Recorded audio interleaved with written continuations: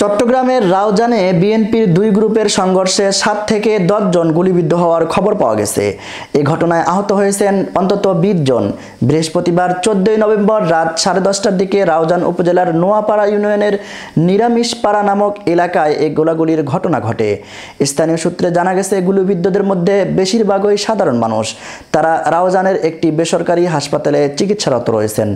তাৎক্ষণিকভাবে আহতদের নাম পরিচয় জানা যায়নি। তবে স্থানীয় সূত্র জানায়, বিএনপির চেয়ারপারসন উপদেষ্টা গোলাম আকবর খন্দকার ও ভাইস চেয়ারম্যান গিয়াসউদ্দিন কাদের চৌধুরীর অনুসারীদের মাঝে গোলাগুলির ঘটনা ঘটেছে।